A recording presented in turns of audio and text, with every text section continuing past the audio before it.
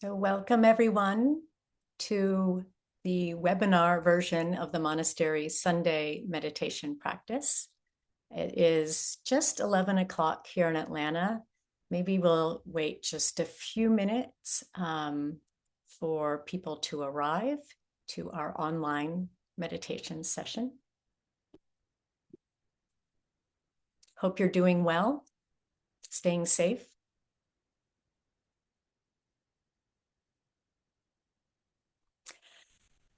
So welcome again. I'm glad to be here, and I'm glad you're here too, and that we can join virtually for this hour from the comfort and warmth of our own homes. My name is Penny Clements. I'll be leading our practice today. I teach a program called Cognitively Based Compassion Training, or CBCT for short. For those of you not familiar with it, CBCT is a research-based compassion training program of Emory University. It was developed by Geshe Lobsang Tenzin Negi, who is our beloved teacher, who is both the spiritual director of Drepung Losling Monastery and also the executive director of the Compassion Center at Emory University. CBCT is one of several programs of the Compassion Center and was developed along with the other programs to support human flourishing. I've been teaching CBCT for 10 years now. CBCT incorporates several meditation practices that support the development and cultivation of inner skills, things like awareness, attention, resilience, empathy, skills that enhance our compassion for others and for ourselves as well. Self-compassion is very important, so important to take care of this world if we want to take care of that world. And these skills do help us extend compassion to wider and wider circles of people and beings.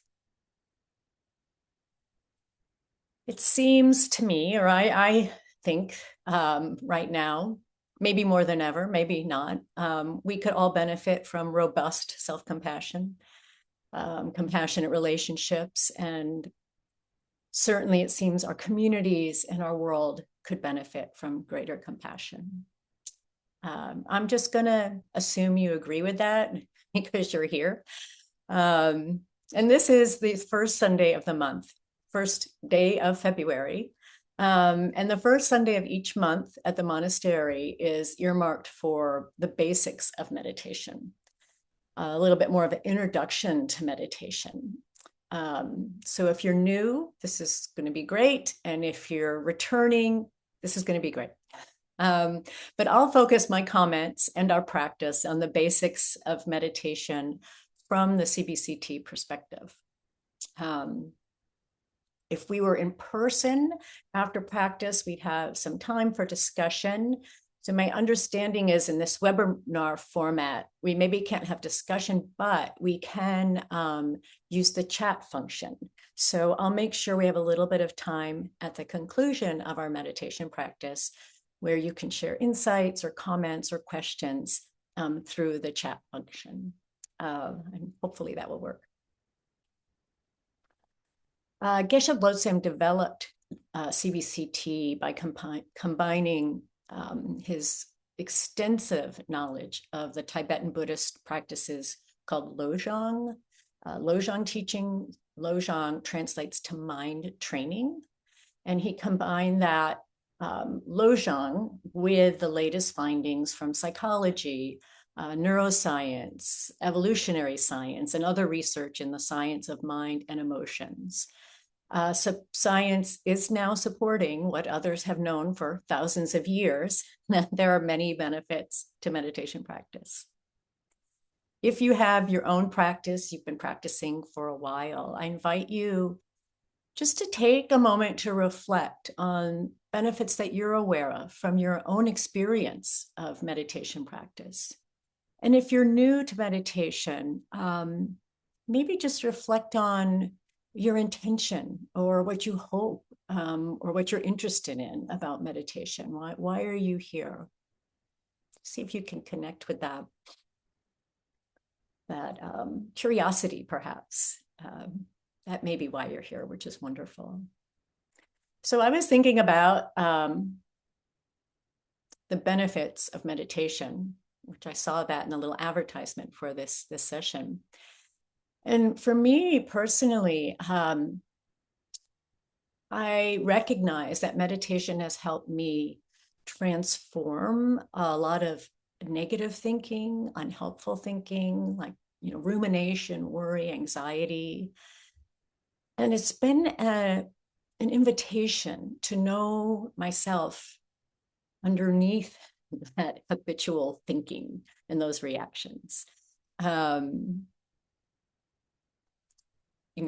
Kind of quiet some of that discursiveness and busyness of the mind and tension in the body, and to just gain a lot of awareness and insight into my own mental process, my own emotional reactions, and understand more clearly and then more skillfully be able to cultivate perspectives and views that support my well-being instead of interfere with them, support healthy, warm relationships with others, and even to relax with some difficult emotions rather than always feeling like to cling to one thing and push away another.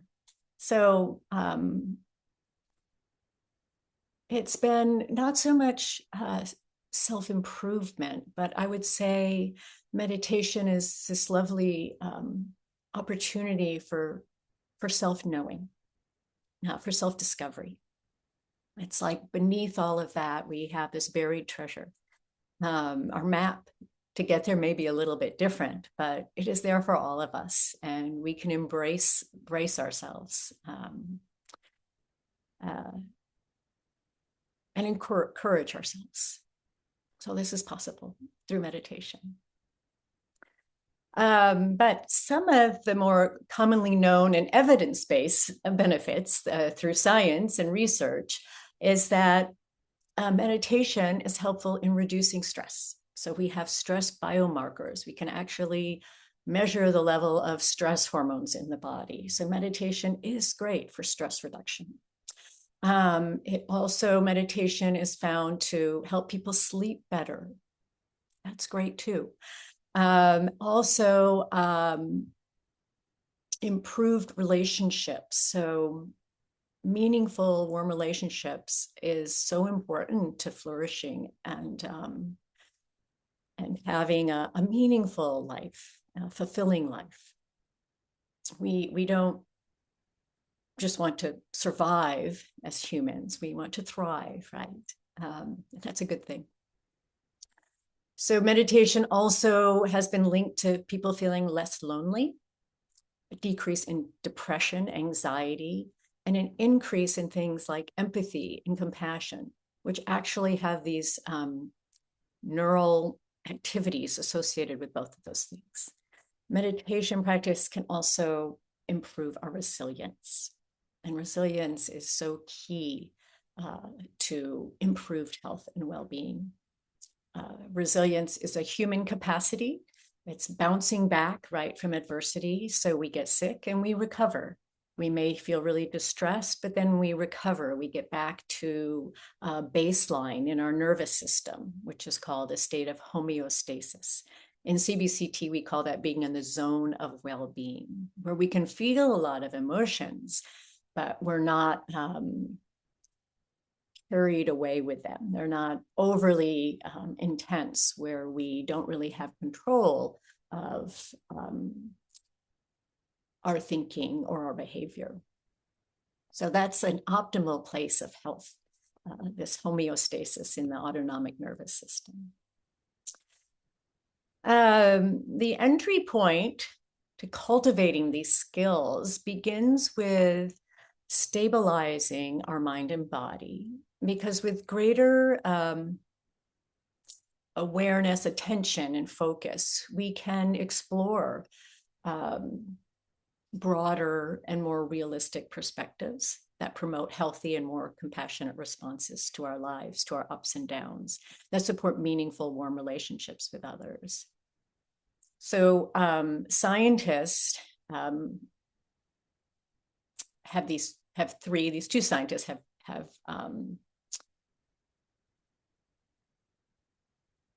outlined these three cognitive strategies for emotional regulation. So how do we downregulate when we're out of our zone of well-being, like in the high zone where we have so much energy, panic or rage, anxiety, or maybe we're too low and we need to upregulate. We don't have enough energy, so we feel maybe depressed or burned out.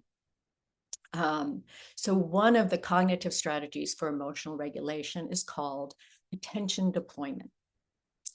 So there is this correlation between what we're thinking about and how we feel. And science is telling us this is real, but we probably know this just because we're humans and we've had this experience. For me, that is usually at 2 a.m. I'll wake up really worried about something. My attention is in this worry. And a lot of times, what I'm worried about in these sort of fearful fantasies and stories, they never come true. Yet in those moments, my body doesn't know that, and it's responding as if these things were really happening. And that's chronic stress. It doesn't feel good. It's unhealthy for our body, but it's something we can work with if we're aware of it. Our minds can go to places that just don't benefit us. And I hope that resonates, because I think this is a human experience that we're familiar with. But I really wasn't aware of it until I was introduced to meditation. So just being aware that we can go on these mind trips that can cause us to get dysregulated in our nervous system is just a win, just to notice that. And we don't have to judge it because this is human experience. As humans, we do know how to pay attention. We have to pay attention most of the day. But as humans, we also mind wander. Our mind does wander. We get distracted. I heard Geshe Lobsang say in a talk that science tells us that 50% of the time we're not really paying attention to what we're doing. Our mind is wandering. So this is real, mind wandering. But we can get better at noticing where our attention is. And we can develop the skill of shifting our attention to something else that helps us regulate, down-regulate or up-regulate. So we have a feeling of more calm in the body.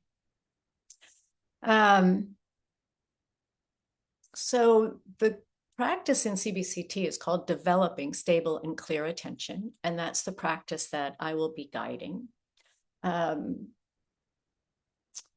And what I find interesting,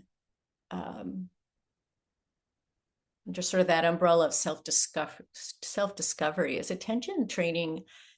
It does help us know ourselves better because it helps us slow things down enough for this noticing, to actually notice and attune to what's happening inside. Help us notice when our mind is on autopilot. Helps us notice our habits, our assumptions, our reactions, our kind of themes or way we tend to think about things. Practicing shifting our attention and sustaining our attention where we want it to be helps us not get so swept away by the thinking and the emotions, which is really helpful. Because as we know, when we're relaxed and settled, present, we can be there for other people in a way that when we're distracted is not always that helpful or healthy even. So it's important to have to hone the skill of attention and focus. I mean, just in everyday life, it helps us get our work done, helps us to listen to others more accurately, more clearly. And it helps us problem solve. So when we're dysregulated by the wandering mind and the intense emotions, we actually are not able to take other perspectives. So our amygdala is like kind of on fire and blocks these pathways to our prefrontal cortex, where we do our best planning, our best problem solving, where we're creative. Have you heard that word, like flow, where we're in the flow? So really helpful in terms of a cognitive strategy for emotional regulation. It's attention deployment. When we're little babies, we co-regulate. You know, babies crying, you pick them up and they settle down. So we have others to help in that regulation of emotion. But as adults, we can develop the skills to self-regulate, right? To start with this awareness. So I'm just checking the time here.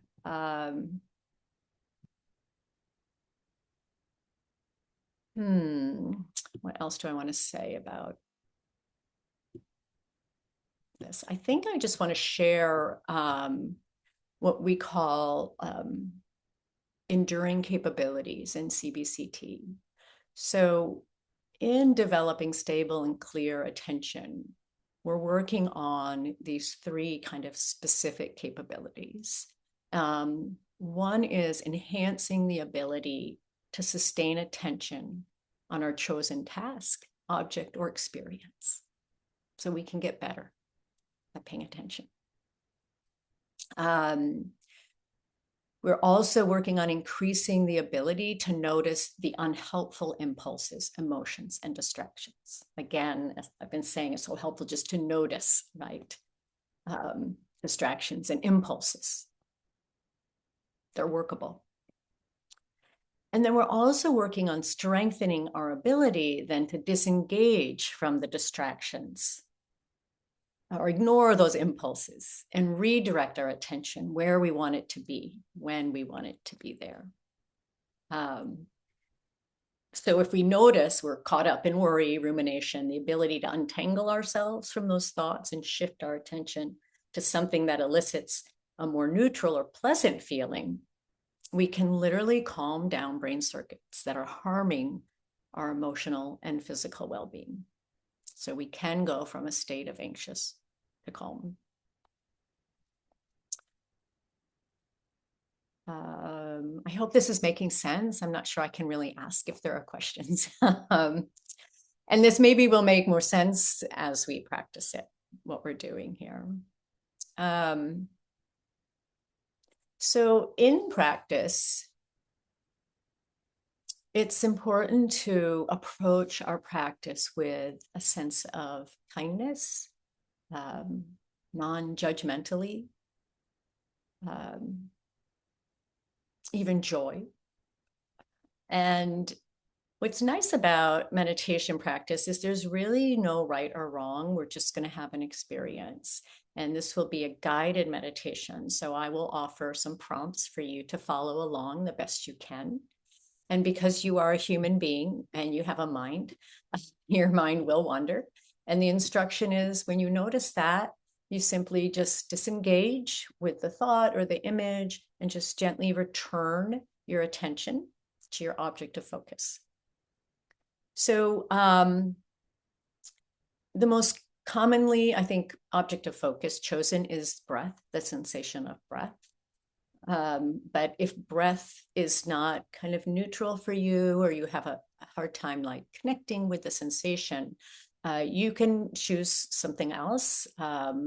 You can use sort of the unfolding sounds in your space as your object of focus, or sort of sensation maybe at your feet connected to the floor, and just bring attention there.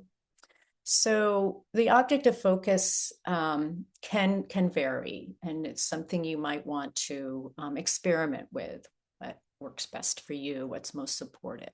But for this practice, I tend to use breath in my prompts. So you will hear that, but just know if you've chosen something else, that's not wrong. That's perfectly fine.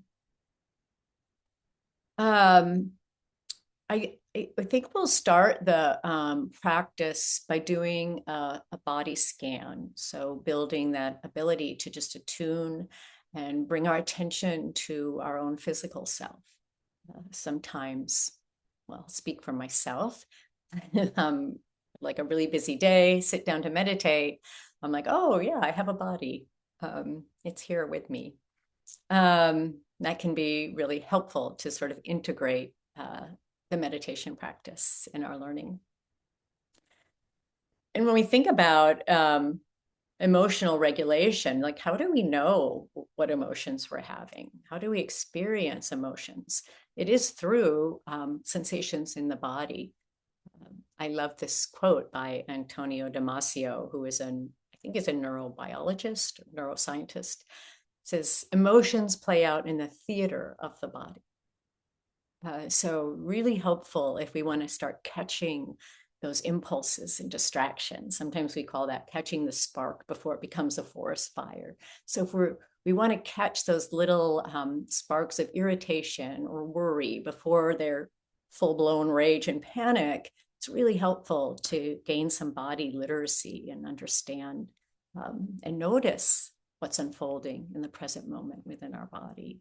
So we'll start with a body scan, and then we will do this practice of developing attentional stability and clarity, where we are focusing gently on our object of focus, breath or something else, and then we'll notice we get distracted, and then we'll come back and repeat that over and over again.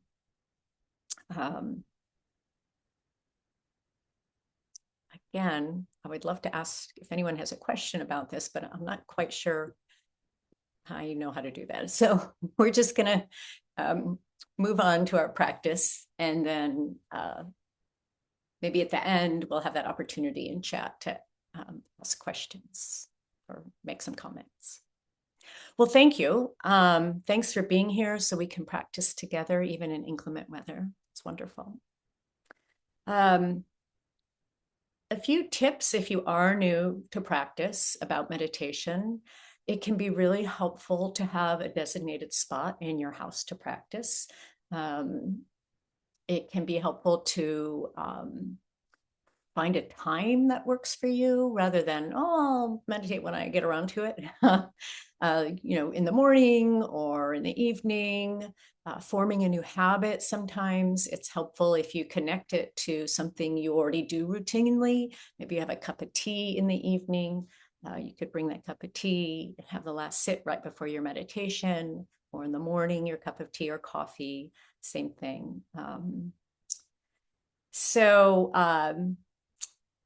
Yeah, establishing a routine can be helpful, a place and a time. And also to, don't do too much. Don't push it.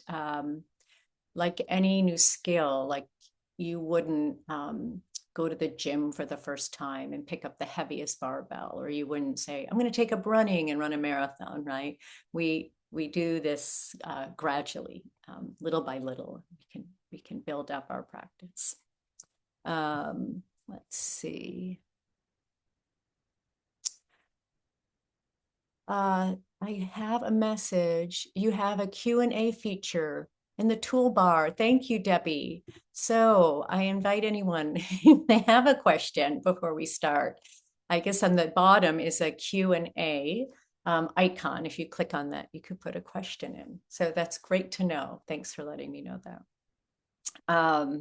So I'll just pause for a moment to see if anyone has a question about what we're doing in meditation practice, and then we'll begin if there are no questions. A comment. This is great so far. Okay, good. Thanks, Maxine. We're ready to practice. Okay, good. All right. So it's helpful to be comfortable. So if you want to make any, adjustments, in your body or your chair, please do that. We want to be comfortable, not too comfortable where we get real sleepy, because just like discursiveness and busyness can be something we're working with in practice, also kind of tiredness or laxity of mind is something that we can work with as well. So we can establish a posture that supports our sense of calm and alertness. So I'm sitting on a cushion, but a chair is great too. If you're in a chair, have both feet flat on the floor. That can be very supportive for a posture. Sitting up straight, hands can be resting on the lap or the thighs, whatever's comfortable for you. We do want to sit up straight, but also if you're too straight, it will be a little too tense. So it's helpful maybe to tuck the chin just a little bit so the back of the neck isn't compressed. If you're cold, you might want to wrap for a jacket or something. So for all, feel pretty comfortable. You don't have to feel perfect. Maybe comfort is just accepting as we are in this moment, ourselves as we are. Your eyes can be opened or closed. They're open, I find just sort of a soft gaze. Maybe a lower gaze is helpful, letting in light to stay alert, but not too much visual stimulation. And then just notice points of connection. If your feet are on the floor, just sort of sense into that connection and the support of the floor beneath you. Could give your full weight to your chair or cushion. Feel that connection and the support. Maybe the chair against your back as well. So feeling this connection to our seat, to the ground, to the earth, we can maybe have this sense of stability that will support our practice. Of a groundedness. Here I am, as I am sitting, knowing that I'm sitting.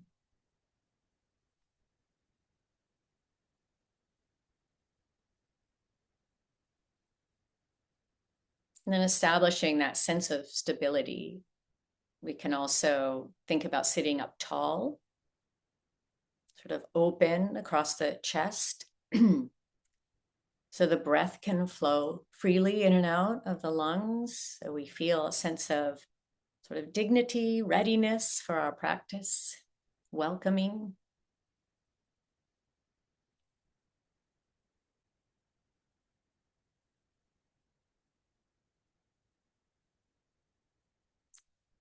We also want to be relaxed. So maybe take a few gentle, full breaths in and out through the nose.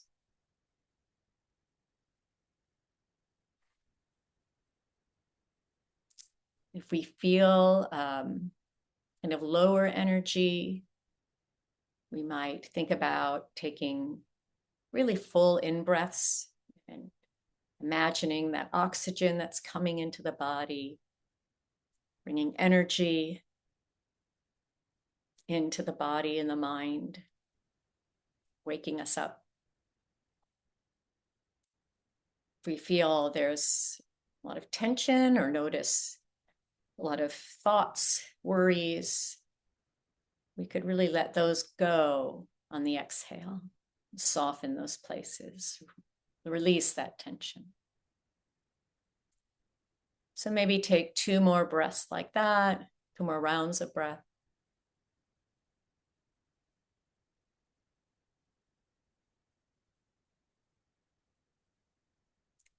And then just allow your breath to return to its natural rhythm.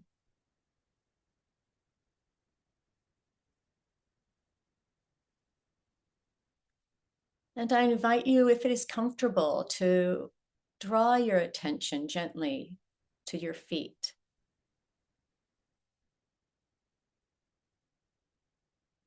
And just notice if there's sensation present.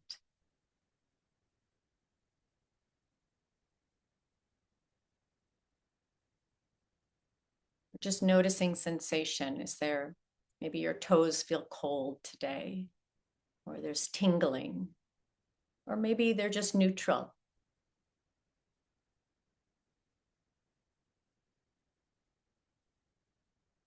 And then we'll gently move our attention to our ankles.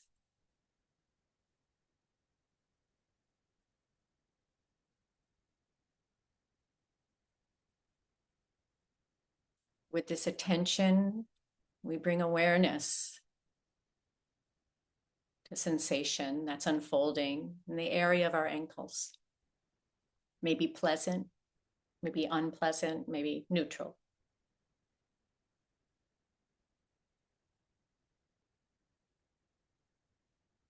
We'll continue to move that attention just gently and slowly up to the lower leg, the shins, the calves.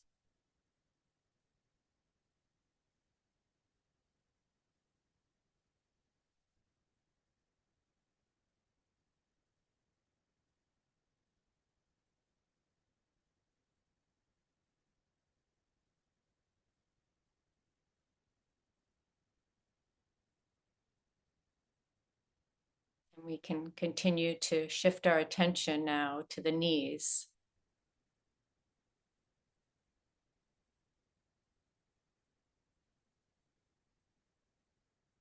Just noticing sensation, maybe trying to refrain from any storyline. Just bringing curiosity to what's unfolding in the area of our knees.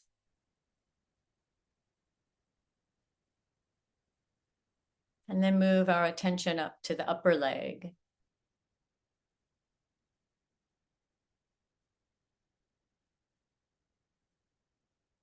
The thighs.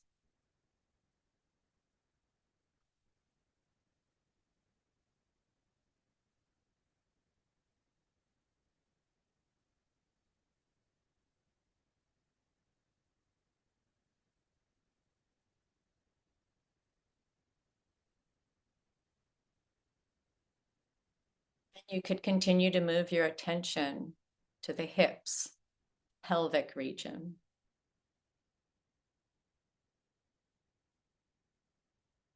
Notice what's there, any tension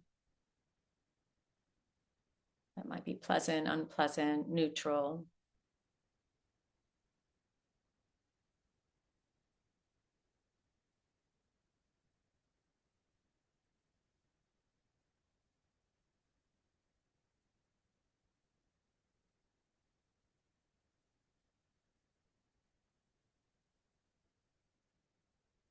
Shift the attention to the torso, the back, the belly.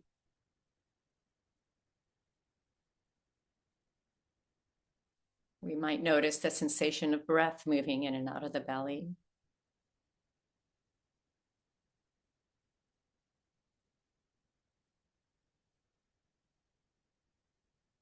Or the rise and fall of the chest with the breath.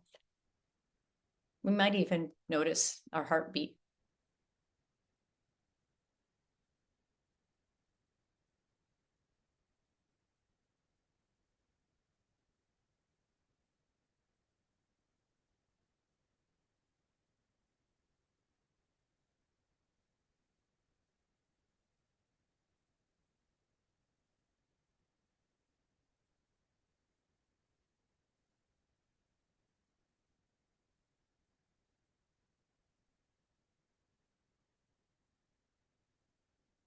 Can move our attention now to our hands,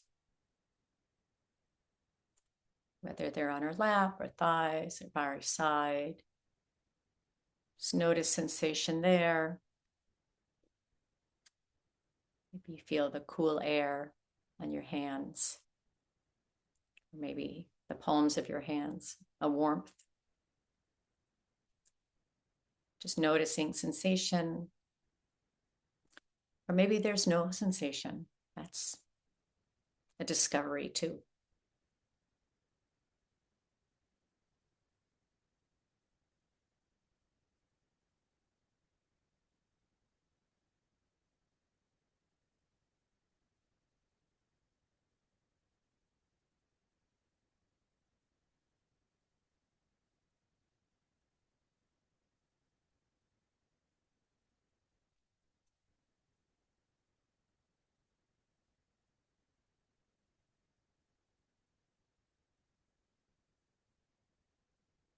We could move our attention to our lower arms, our forearms,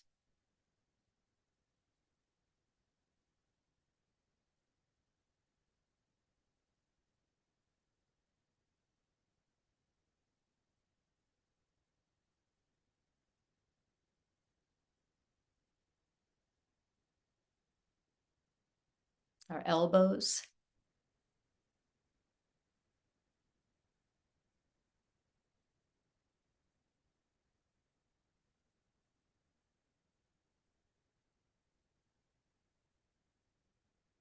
our upper arms,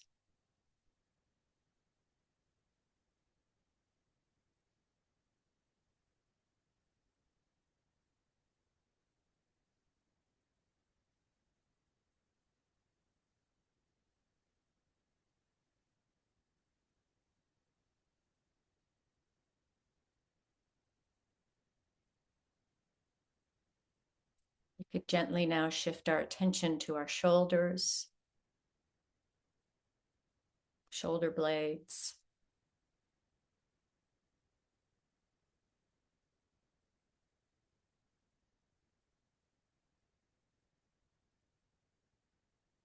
you might notice if this is pleasant, unpleasant, or neutral.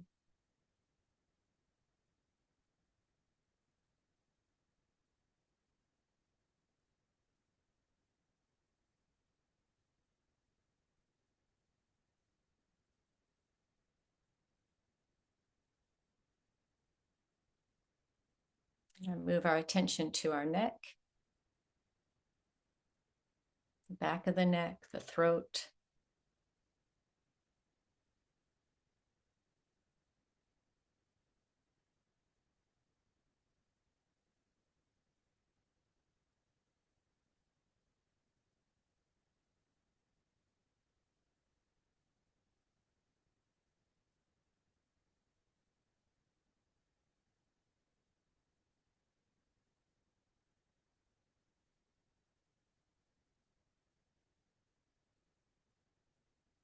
Move our attention to our face, the jaw, the mouth, nose, eyes.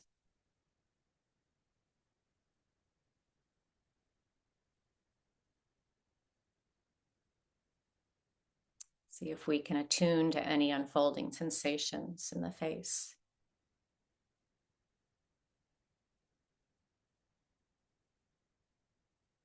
Maybe we notice tension, places that seem relaxed.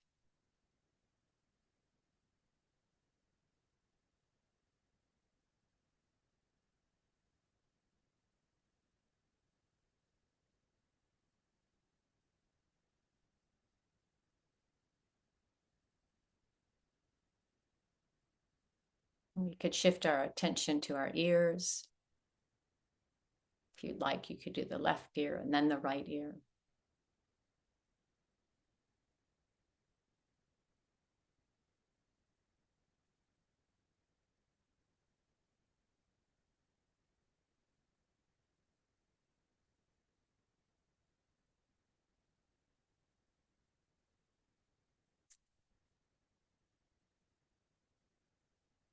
And then to the top of the head, the crown of the head.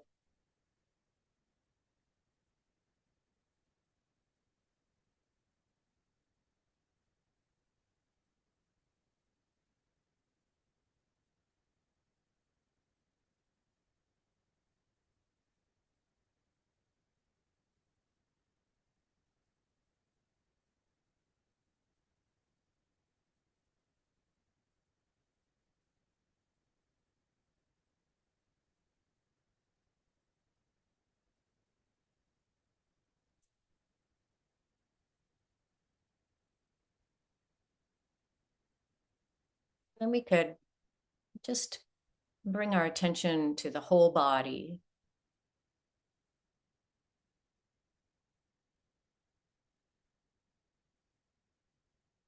Just noticing, checking in with current feelings, emotions, sensations.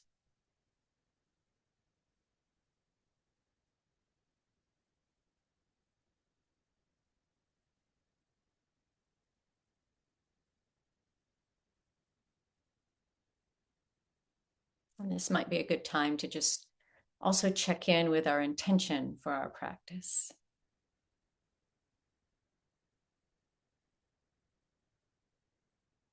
Maybe even ground that intention in a sense of gratitude that even though we can't be together in person, we're able to practice together through this technology.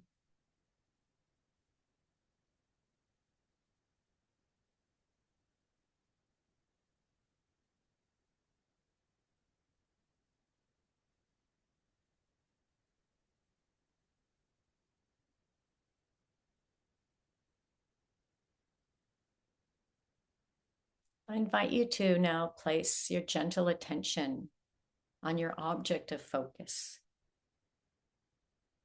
This is going to be the anchor of your attention for practice.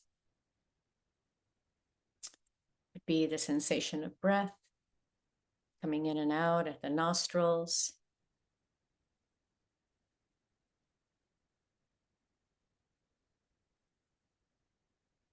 Or it could be the sensation of breath at the chest, resting your attention there, noticing the rise and fall of the chest. Or the belly as it fills up and then empties. But just choose one place to rest your attention on sensation of breath. And if breath doesn't seem available or workable, no problem. Choose a different object to focus on. That could be sounds in the room unfolding, or sensation at your feet, or something else. This is your practice.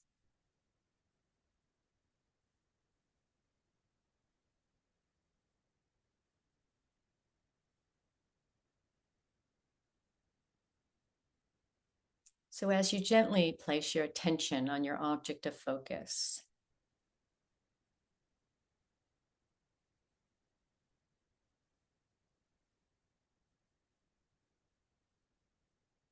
do so gently, like a butterfly landing gently on a flower.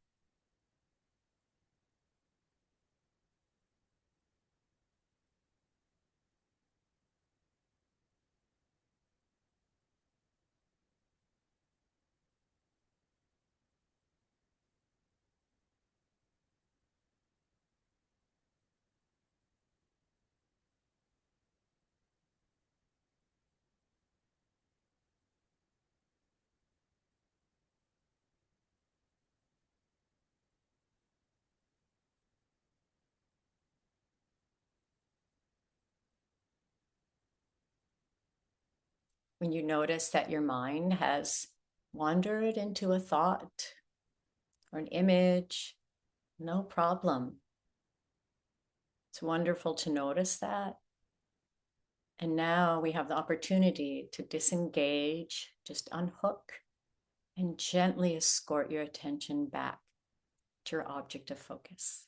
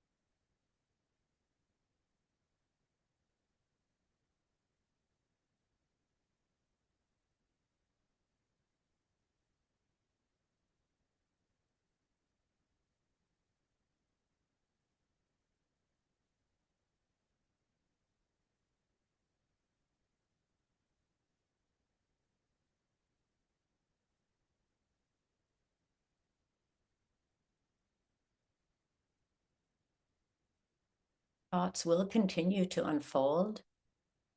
This isn't about blocking thoughts or stopping thoughts, but about retaining our object of focus.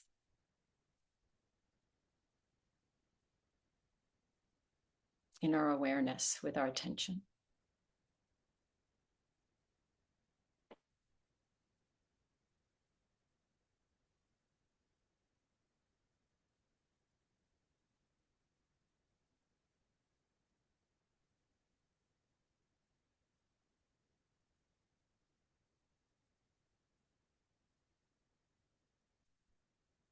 If you find your mind feels a little sleepy or sluggish, or maybe it's gotten really speedy, that happens.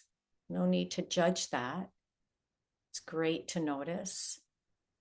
It might help to count your breaths. Inhale, exhale 1. Inhale, exhale 2. You could count up to 5 and then repeat.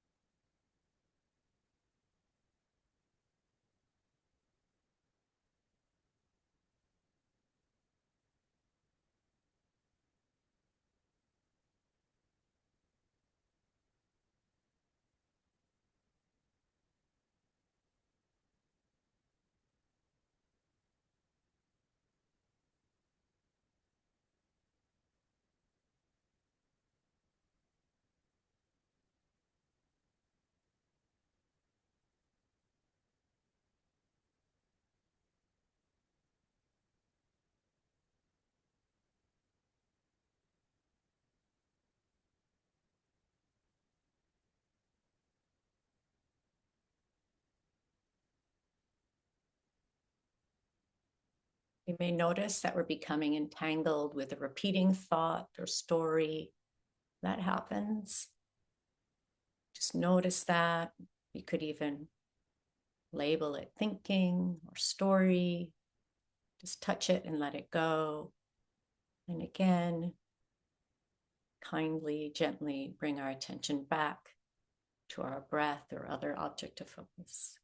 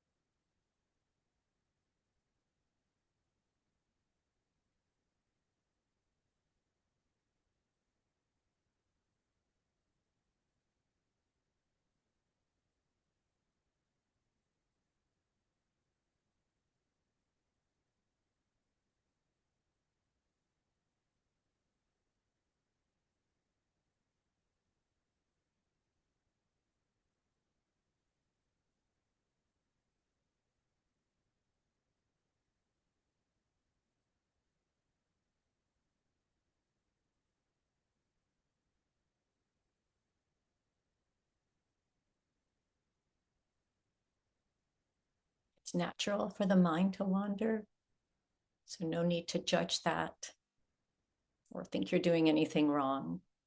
This is what the mind does. We're just going to interrupt that wandering and over again, gently bring our attention back to where we'd like it to be, to our object of focus, to our anchor.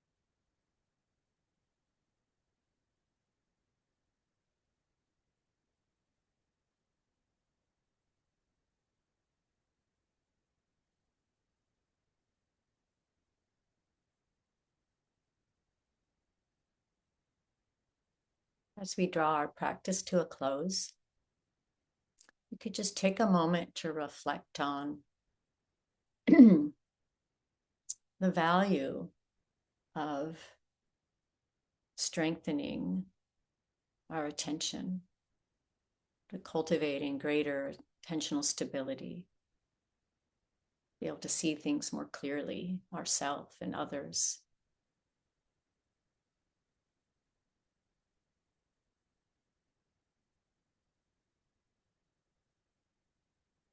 And how valuable it is to protect our mind from distractions and impulses.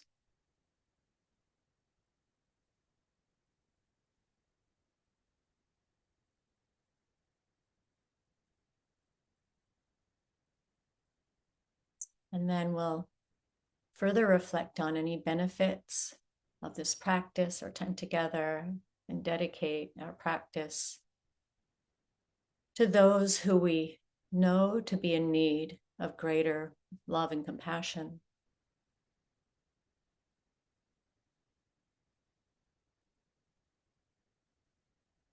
Be individuals close to us who are struggling.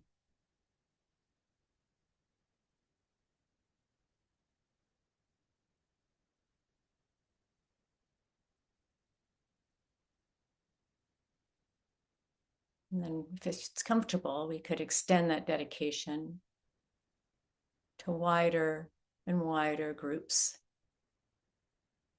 of beings, perhaps to all beings on this planet.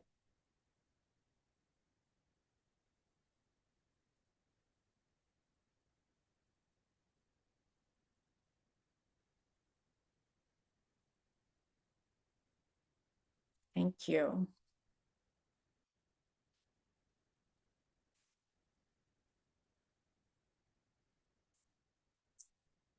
Thank you so much for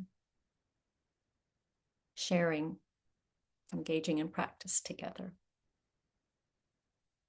Another helpful tip for meditation practice is to practice with a community or a group.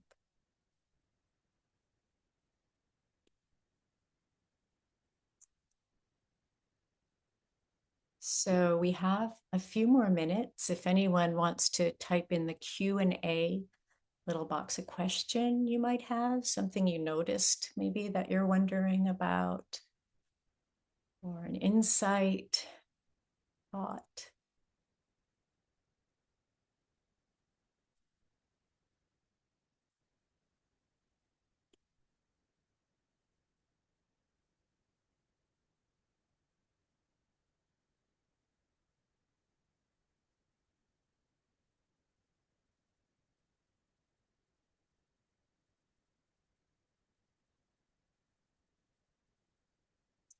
Maxine had a question. Can you describe how we can practice this further through the temple? Is the monastery maybe you're referring to? I would just go to the Draping Losling website. All the classes and offerings are there. If you're interested in specifically the CBCT, if you go to our website, compassion.emory.edu. You can see our resources and offerings there. Thank you, Diane and Gwen. Gwen says, who do you see underneath all your distractions? I'm not sure if that's a rhetorical question, but you could find out who you see underneath all your distractions. And share, let us know. I think maybe, to speak for myself, my experience, maybe discovered what really matters, connecting with my values, when the noise and emotions settle a little bit, a clearer sense of what feels meaningful to me and what doesn't, what perspectives and views support an enduring sense of well-being, and what thinking interferes with that, interferes with healthy relationships. That would be what comes to mind right now. Let's see. Not a question. Thank you. Thank you. You stay warm too. Yeah, sorry that we didn't get to have our chai social, but it will be happening March 1st. So glad you can make it then. Wonderful. Yeah, it's been great to be here with everybody too. Stay safe and warm, and hope to see you in person in the near future. Thank you so much. Take care.